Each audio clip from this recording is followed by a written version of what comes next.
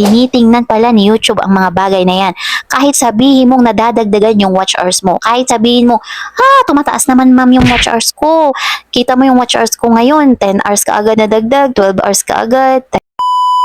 Kung umaasa ka pa rin sa watch to watch at self-play this 2026, dahil alam ko marami pang gumagawa niyan sa inyo. Ihinto mo na yan. Kasi pwedeng isang araw pagising mo, nalagas na yung mga watch hours mo. Bagsak ang views mo at ang mas malala, restricted na yung channel mo. Hello mga ka-creators! Welcome back sa aking channel and Happy New Year to all!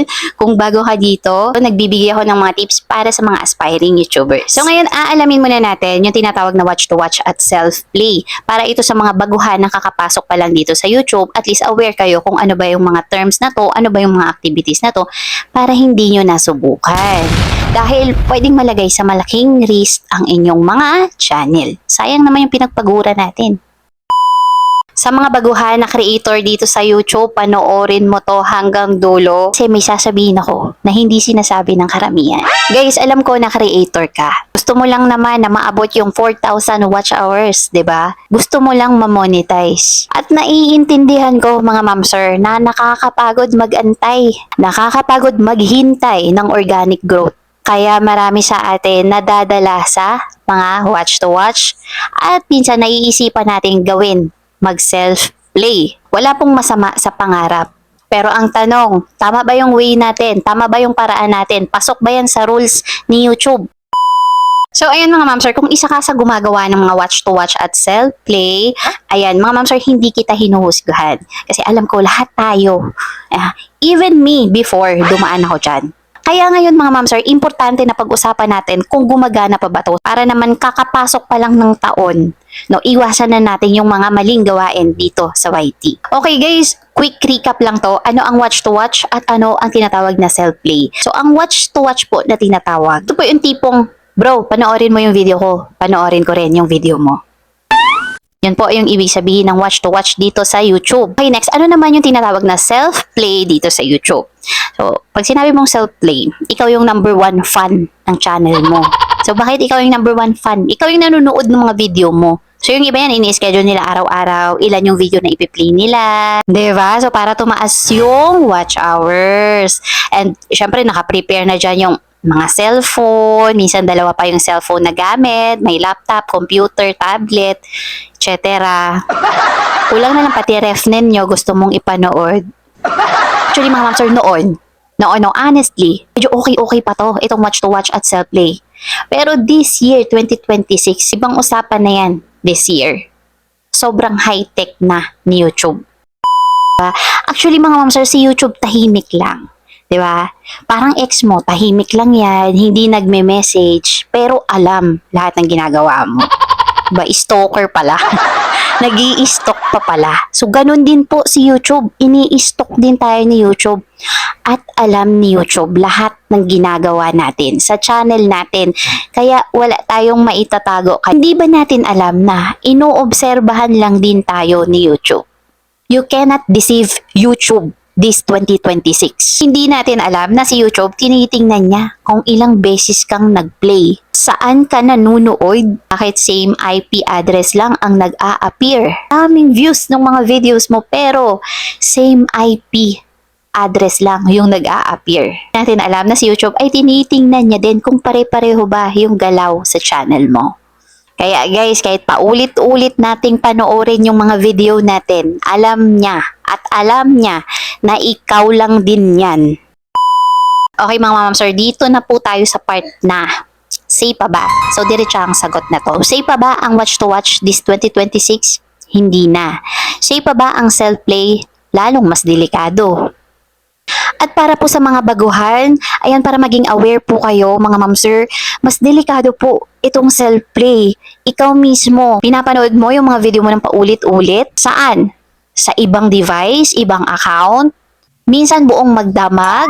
Minsan piniplay mo magdamag yan sa computer mo, sa laptop mo, sa mga cellphones mo. Yes mga ma'am sir, noon, aminado ako, sabi ko nga doon sa unang channel ko, nagawa ko rin to dahil nga gusto kong ma-monetize ng mabilis. Ano nangyari?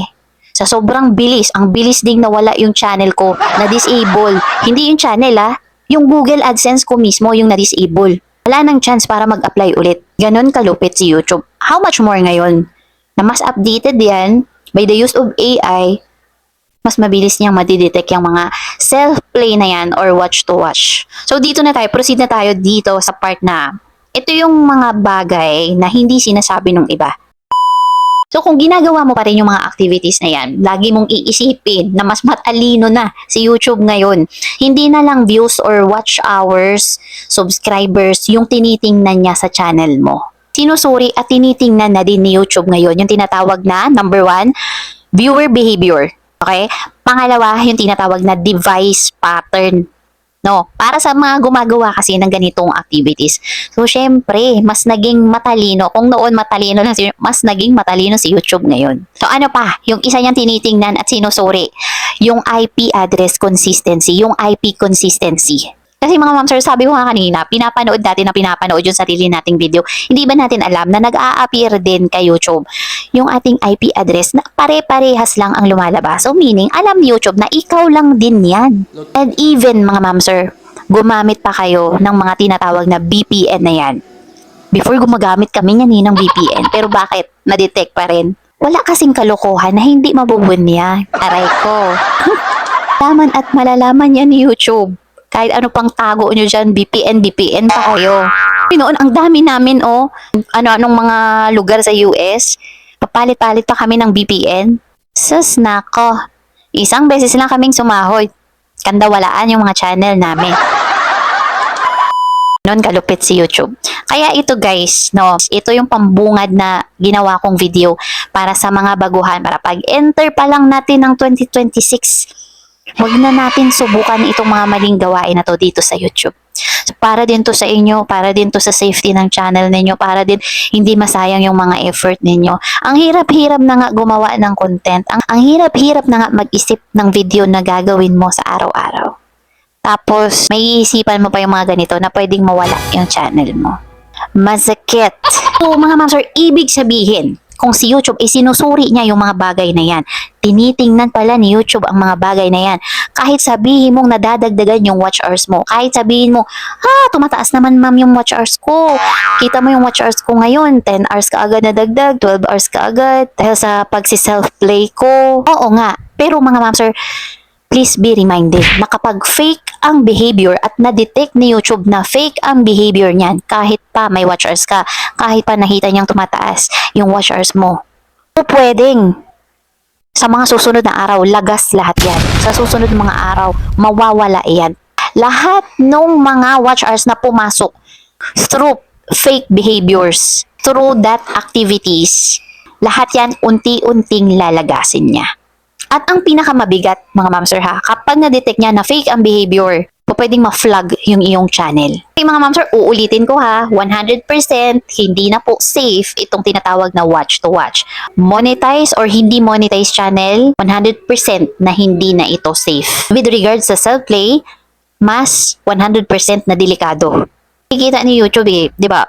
Hindi totoo yung interest, walang tunay na retention, walang genuine engagement. Alam ko, merong magsasabi dyan na, ako nga na-monetize ako dahil dyan sa pagsiself-play. Na-monetize yung channel ko dahil dyan sa mga watch-to-watch. Sige. Ngayong na-monetize ka na, nagagawa mo ba yan? Kamusta ang revenue mo? Di ba hindi umuusad? Di ba mahina? Kapag may pera nang involved, mas mahigpit si YouTube. Lalo na yung mga click-to-click ads. Nako. Huwag nyo pong gagawin yun. Yun kasi yung mahirap. Yung sanay ka na dito sa mga self-play na to, sa watch-to-watch. Paano pag na-monetize ka na? Gagawin mo pa rin ba yan? Hindi mo na po pwedeng gawin yan. Mawawala yung channel mo. Mawawala yung pinagpaguran mo. Bakit sa akin nag-work? Good for you. Nabuhay pa hanggang ngayon yung channel mo. Dahil hindi ako magbibigay ng ganito sa inyo kung hindi ko na-experience. Yes, nawala yung channel ko dahil dyan. Na-disable yung aking mismong Google AdSense dahil dyan. So, ano na magagawa mo? Wala. Iiyakan na lang. Wala ka na magagawa. Nawala na di ba? So, habang nandyan pa yung channel mo, habang okay pa, even mabagal, that's fine. As long as na-access mo pa yan. As long as may chance ka pa para ma-monetize, gawin mong tama. Unahan ko na, alam ko may mga magsasabi talaga. May mga magko-comment dyan na, Ma'am, nag-work pa naman yan sa akin ngayon. Alam ko meron pa rin magsasabi na okay lang yan, matagal na namin ginagawa yan, okay naman, safe naman. Talaga ba? Safe ba talaga? O ini-encourage nyo lang na safe? Kasi nga, yung iba, meron kasing bayad, nagbabayad sila sa mga grupo-grupo. Palang ginagawa na nila ng business. Kaya if I were you, huwag na kayong makipag-engage sa ganyan. Kung merong mga grupo na nag-i-encourage sa inyo dito sa YT, no, para ma-monetize ka agad, ma-reach yung 4,000 watch hours ko, no? Guys, mas okay pa rin na yung traditional way, yung organic way, doon tayo mag-focus. Kaya ngayon, kung babanatan nyo ako, sasabihin, okay lang yan, matagal na namin ginagawa yan. Well, good for you. Congrats ang ngayon, hindi ka pa ini-email ni YouTube. Sabi ko sa inyo mga ma'am sir, napakasakit basahin ng email na yan once na makareceive kayo. Kasi lahat ng pinagpaguran mo wash out. Yung iba kasi, meron kasing demonetization na meron ka pang chance ma-monetize ulit. Pero dito sa mga ganitong activities, no chance. AdSense mo kaagad yung disable. Wala ka ng pag-asa na maililink mo pa yan into another AdSense at ma-monetize ka ulit. Back to zero ka, gumawa ka ulit ng channel mo. Sa mga baguhan dyan, kung gusto mo talagang tumagal dito sa YouTube, ito yung mga gagawin mo. Focus ka sa paggawa ng mga clickable, relatable title at thumbnail. Napag-aaralan naman po yan mga sir kung talagang dedicated tayo at talagang gusto nating mag-grow. Aralan gumawa ng hook. Optimize mo yung retention mo. Even me, until now, pinag-aaralan ko yung tinatawag na yung mga hook na yan, retention. I'm still learning. Kaya mga ma'am sir, sikapin talaga natin na magkaroon ng organic growth dito sa YT. So ayun mga ma'am sir, ang maiiwan ko lang sa inyo na motivation dito sa video na to, no? Sa simula ng 2026, this is our first video. Gusto kong sabihin sa inyo mga ma'am sir na hindi ka nag-YouTube para mag-shortcut. Hindi ka nag-YouTube para mandaya. Ginawa mo yung channel mo kasi meron kang gustong iparating. Ginawa mo yung channel mo kasi meron kang gustong ikwento. At kung magpo-focus tayo sa growth ng channel natin, mga ma'am sir, sinasabi ko sa inyo, merong mga viewers at audience na naghihintay sa inyo. Ma'am sir, piliin natin yung mabagal. Piliin natin yung slow, pero solid. Okay lang yun, kahit na mabagal, pero solid naman. Yung meron kang peace of mind every night, nakakatulog ka ng matiwasay na hindi ka nag-aalala na one day mawawala yung channel mo. Iwasan natin yung mabilis na paraan pero ikakapahamak mo naman. So ayan, at least no, sa mga baguhan, bago pa lang papasukin yung pag-YouTube this 2026, sana mapanood ninyo yung video na to at sana kung ma-encounter nyo man yung mga activities na yan, pumasok sa isip ninyo, ay iwasan nyo na kaagad. Huwag nyong sanayan at umasa kayo sa mga ganyang activities na hanggang sa ma-monetize na lang kayo, ay gagawin nyo pa din. Sayang yung channel ninyo, sayang yung pinaghirapan ninyo. Ayun lang po mga ma'am sir, again, Happy New Year to everyone.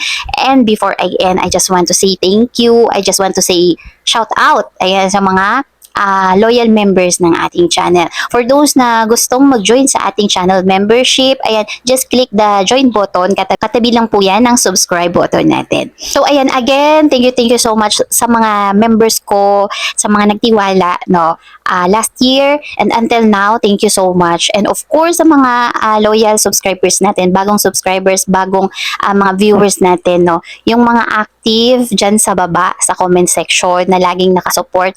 Thank you so much mga ma'am sir. So hindi ko alam kung paano ko kayo pasasalamatan sa buong nagdaan na taon. Ayan, sobrang thankful talaga ako. Sobrang nagpapasalamat talaga ako sa suporta ninyo. And mga ma'am sir, I wish, I hope na lahat po tayong mga small content creator dito sa YT ay sumakses soon. So ayun lang guys, Happy New Year everyone. Have a nice day. Thank you for watching and see you on my next video. Bye po!